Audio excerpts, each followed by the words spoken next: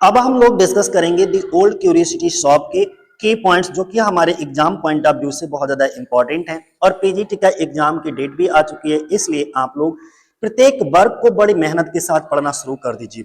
अगर हम बात करते हैं ओल्ड क्यूरियोसिटी शॉप, तो इसको किसने लिखा है? चार्ल्स डिकेंस के द्वारा इसको लिखा गया है। इसका पब्लिकेशन किसमें हुआ है? तो weekly serial in masters Humphrey's clock. ये विशेष ध्यान रखना मोस्ट इंपॉर्टेंट है कि दी ओल्ड क्यूरियोसिटी शॉप जो है वो सीरियल वीकली सीरियल के रूप में पब्लिश हुई है। और किस में पब्लिश हुई है? तो मास्टर हम्फ्रीज क्लॉक करके एक पत्रिका थी, उसमें इसको पब्लिश कराया गया। कब से लेकर के कब तक ये पब्लिश हुई थी? तो 25 अप्रैल से छपना, इसको 25 अप्रैल 1840 से इसको छपना शुरू किया और 6 फरवरी 1841 तक ये छपती रही।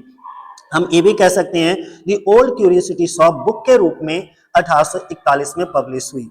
ठीक है, तो इसका देखो यही चीज पब्लिकेशन पीरियड के रूप में दे रखा है, तीसरा पॉइंट, यानी कि 25 अप्रैल 1840 से 6 फरवरी 1841 तक ये इसका प्रकाशन पीरियड था। अगला, लिटरेरी एज, कौन से एज का ये नॉवेल है? तो तुम जानती हो कि जो चार्ल्स डिकेंस हैं विक्टोरियन एज के पोइट हैं, तो उनके द्वारा लिखे गए वर्क भी विक्टोरियन एज के होंगे। तो हम कह सकते हैं कि द ओल्ड क्यूरियोसिटी शॉप जो है वो विक्टोरियन एज में पब्लिश हुई। इसका जॉनर क्या है? Most and most important, old curiosity shop या तो वहां पर सोशल नॉवेल का ऑप्शन मिलेगा, नहीं तो ये मोस्ट सेंटिमेंटल नॉवेल है चार्ल्स डिकेंस का। ठीक है, सबसे ज्यादा भावुक उपन्यास है। और यही बात हमने मोस्ट इंपॉर्टेंट फैक्ट में रखी है। देखो 6 नंबर पॉइंट पे, जिसको तुम्हें बिल्कुल नहीं भूलना है, कहीं पर नोट डाउन कर लेना है कि ओल्ड क्यूरियोसिटी शॉप जो है वो किस तरीके का नॉवेल है? Most sentimental novel of Charles Dickens. ठीक है, डिकेंस का सबसे भावुक उपन्यास, यानी कि चार्ल्स डिकेंस ने जितने भी नॉवेल लिखे उन सभी नॉवेल्स में ये सबसे ज्यादा सेंटिमेंटल नॉवेल है। सेंट्रल कैरेक्टर इसका कौन दिखाया जाता है? तो वो लिटिल नेल ट्रेंट दिखाई जाती है, लिटिल नेल ट्रेंट। सिंबोलिज्म की बात करें, इसमें जो लिटिल नेल होती है वो किस चीज का प्रतीक दिखाई जाती है? इनोसेंस, प्योरिटी और सफरिंग का। इसके विपरीत जो इसका खलनायक होता है डेनियल क्विल्प, उसमें क्रुएलिटी और एविल एक्सप्लॉइटेशन दिखाया जाता है। अब मेजर विलेन यानी कि इस नॉवेल का खलनायक कौन है? तो मुख्य खलनायक इस नॉवेल का डेनियल क्विल्प है। सेटिंग इस नॉवेल की कैसी दिखाई गई है? ओल्ड क्यूरियोसिटी शॉप में इसकी सेटिंग दिखाई गई है। वहां का एटमॉस्फेयर बहुत ज्यादा डार्क, ग्लूमी एटमॉस्फेयर कह सकते हो, उदास वातावरण। इस नाटक में कहीं पर भी खुशी नजर नहीं आती। अगला, अगर आपसे ये पूछा जाए ओल्ड क्यूरियोसिटी शॉप की मेन थीम्स कौन कौन सी हैं, तो आप ध्यान रखोगे poverty, suffering, exploitation of the weak, जो कमजोर लोग होते हैं उनका शोषण, पाथोस यानी कि करुणा। ये इस नॉवेल की क्या है? मेन थीम्स हैं। कॉज ऑफ ट्रेजेडी, अच्छा इस नॉवेल के अंदर ट्रेजेडी का मुख्य कारण क्या होता है? तो ये नॉवेल जो है ट्रेजेडी की ओर मुड़ जाती है, तब मुड़ जाती है जब ग्रैंडफादर को जो है गैम्बलिंग की लत लग जाती है और उनके ऊपर डेब्ट यानी कि कर्ज लद जाता है और वो कर्ज बाद में नहीं उतार पाते हैं डेनियल क्विल्प का।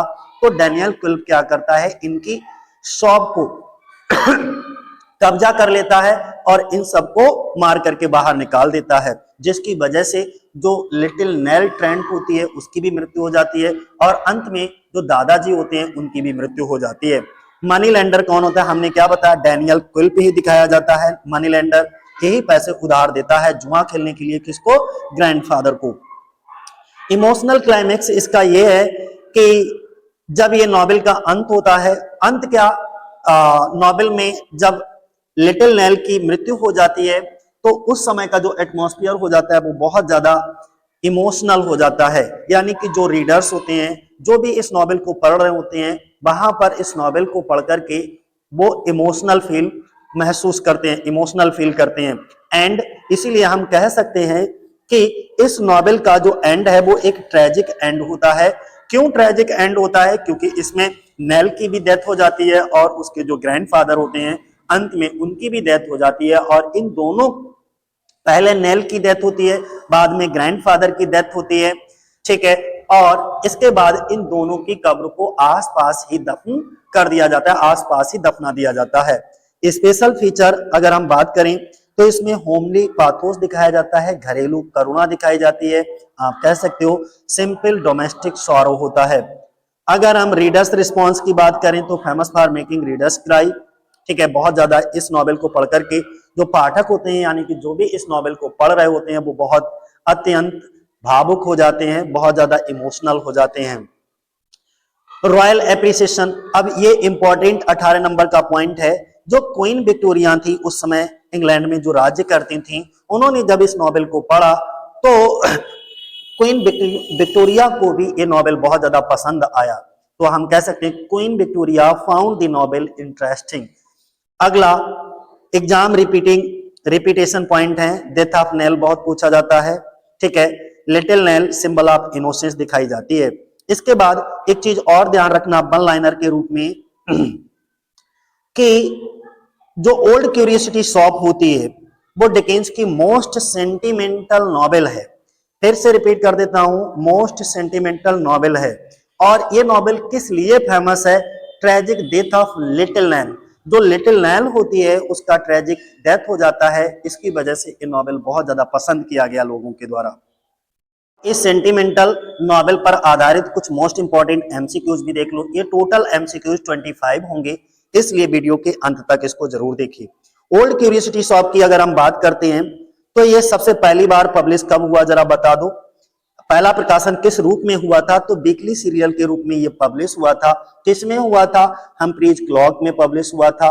25 अप्रैल 1840 से लेकर के 6 फरवरी 1841 तक इसका पब्लिश कराया गया। सी ऑप्शन हो जाएगा। अगला क्वेश्चन 2 नंबर का देखो कौन सा है, the novel appeared in which magazine. यही बात इंपॉर्टेंट है, हर एक चीज को बड़े ध्यान से समझना। ये उपन्यास किस पत्रिका में प्रकाशित हुआ? तो हमने क्या बताया, मास्टर हम्फ्रीज क्लॉक में इसको प्रकाशित किया गया। ये एक पत्रिका का नाम है मास्टर हम्फ्रीज क्लॉक। अगला क्वेश्चन है हमारा, the period of publication the old curiosity shop is. Most important, जो ओल्ड क्यूरियोसिटी शॉप हमारा नॉवेल है इसका पब्लिकेशन पीरियड कौन सा है? तो हमने क्या बताया, 1840 से लेकर के 1841, मतलब 25 अप्रैल 1840 से 6 फरवरी 1841 तक ये पब्लिश हुआ यानी कि छपा। और सीरियल के रूप में, वीकली सीरियल के रूप में ये आता था मास्टर हम्फ्री क्लॉक में। Who is the central female character? इसका सेंट्रल फीमेल कैरेक्टर, इस उपन्यास की मुख्य नायिका कौन है? तो हमने क्या बताया, अगर आपको सेंट्रल फीमेल कैरेक्टर के बारे में पूछे तो लिटिल नेल ट्रेंट दिखाई जाती हैं। सी ऑप्शन हमारा हो जाएगा। अगला, लिटिल नेल लिव्स विद, जो लिटिल नेल होती हैं वो किसके साथ रहती हैं? तो अपने दादाजी के साथ रहती हैं, ठीक है। अगला next, the old curiosity shop, क्या बोला गया? The old curiosity shop is sold, यानी कि sorry owned by. Old curiosity shop का मालिक कौन है? तो नेल्स ग्रैंडफादर, वही इस दुकान को चलाते हैं जिसमें कुछ एंटिक चीजों को वो सेल करते हैं। इस दुकान से इनको बहुत ज्यादा प्रॉफिट तो नहीं हो पाता, लेकिन घर का खर्चा चलता रहता है। अगला क्या है हमारा, डेनियल क्विल्प। इसका एक कैरेक्टर है जो कि खलनायक है, नेगेटिव कैरेक्टर कह सकते हो। डेनियल क्विल्प इज अ, डेनियल क्विल्प कौन है? तो एक मनी लेंडर है। ये दादाजी को जुआ खेलने के लिए पैसे उधार देता है और इसके बाद दादाजी जुए में सारे पैसे हार जाते हैं। तो डेनियल क्विल्प क्या करता है, दादाजी की दुकान को छीन लेता है जो कि उनकी रोजी रोटी थी। अगला, डेनियल क्विल्प रिप्रेजेंट्स, ये जो डेनियल क्विल्प होता है वो किसका प्रतीक है? तो क्वालिटी और एविल। देखो खलनायक है तो उसके अंदर ये सारी चीजें होंगी, यही क्वालिटी पाई जाती है, क्वालिटी पाई जाती है खलनायक के अंदर, एविल बुराइयां पाई जाती हैं, तभी हम उसको क्या कहते हैं, खलनायक कहते हैं। लिटिल नेल सिंबलाइज, और जो इसके विपरीत अगर हम इसके हीरोइन की बात करें, मेन कैरेक्टर सेंट्रल कैरेक्टर की बात करें लिटिल नेल की, तो वो जो है किसका प्रतीक है? इनोसेंस और प्योरिटी। उसके वो बहुत ज्यादा इनोसेंस दिखाई जाती है और दिल से, मन से बहुत ज्यादा पवित्र होती है। अगला, दी नॉवेल फेमस फॉर इट्स, ये जो नॉवेल है, उपन्यास है, वो किसके लिए प्रसिद्ध है? तो किस लिए प्रसिद्ध है भाई? पाथोस और सेंटिमेंट के लिए ये प्रसिद्ध है। सी ऑप्शन हो जाएगा। अगला क्वेश्चन है हमारा, the old curiosity shop is considered Dickens. ये डिकेंस का कैसा उपन्यास माना जाता है? तो मोस्ट सेंटिमेंटल उपन्यास इसको माना जाता है। Financial troubles arises due to, जो फाइनेंशियल ट्रबल्स होते हैं, आर्थिक संकट का कारण क्या है, तो हमने क्या बताया कि दादाजी को गैम्बलिंग यानी कि जुआ खेलने की आदत लग जाती है और जुए में उधार लेकर के जुआ खेलते हैं, तो इनका सारा का सारा पैसा जो है वो जुए में खर्च हो जाता है, जुआ में हार जाते हैं, जिसकी वजह से इनके ऊपर आर्थिक संकट आ जाता है। 13 नंबर का क्वेश्चन है, who exploits nails grandfather, nail के दादाजी का शोषण कौन करता है, तो क्वेल्प करता है, ठीक है, खलनायक है ये। अगला, the death of little nail creates, जो लिटिल नेल होती है उसकी मृत्यु से क्या उत्पन्न होता है, तो हमने क्या बताया, डीप डीप पाथोज, यानी कि लोग इमोशनल हो जाते हैं। अगला, after Nell's death who dies, जब नेल की मृत्यु के बाद कौन मरता है, जब नेल की मृत्यु हो जाती है तो उनके जो दादाजी होते हैं उनकी भी मृत्यु हो जाती है। अगला क्वेश्चन है 16 नंबर का हमारा, the tone of the novel is mostly, उपन्यास की मुख्य शैली कैसी है, तो ट्रेजिक और इमोशनल है। Next, the setting of the novel is mainly, इस नॉवेल की सेटिंग कहां दिखाई जाती है मुख्य रूप से, तो वो दिखाई जाती है Old curiosity shop. Next, queen Victoria found the novel, मैंने क्या बताया, जो क्वीन विक्टोरिया थी उसको ये नॉवेल कैसा लगा, ये उपन्यास, तो बहुत ज्यादा इंटरेस्टिंग लगा। अगला, little nails life is full of, जो लिटिल नेल ट्रेंड थी उसका जीवन किससे भरा था, तो उसका जीवन सफरिंग और पॉवर्टी, ठीक है, बहुत ज्यादा कष्टमय और गरीबी से भरा था। 20 नंबर का क्वेश्चन देख लीजिए, द नॉवेल अपील्स मेनली, जो नॉवेल है मुख्यतः किस भावना से को प्रकाशित करता है, प्रभावित करता है, तो इमोशंस को प्रभावित करता है, सी ऑप्शन हो जाएगा। 21 नंबर का क्वेश्चन है हमारा, Daniel Quilp can be described as, जो डेनियल क्विल्प होता है जो कि नेगेटिव कैरेक्टर है ओल्ड क्यूरियोसिटी शॉप में, वो कैसा व्यक्ति है, बहुत ज्यादा क्रूअल है और हार्टलेस है, उसको किसी पर भी कोई दया नहीं आती। अगला, the novel belongs to which age, ये जो नॉवेल होता है वो कौन सी युग में बिलोंग करता है, तो ये विक्टोरियन युग का नॉवेल है। अगला हम बात करेंगे, the old curiosity shop highlights, जो ओल्ड क्यूरियोसिटी शॉप होता है वो हाईलाइट करता है किस चीज को, ह्यूमन सफरिंग एंड पाथोस को हाईलाइट करता है।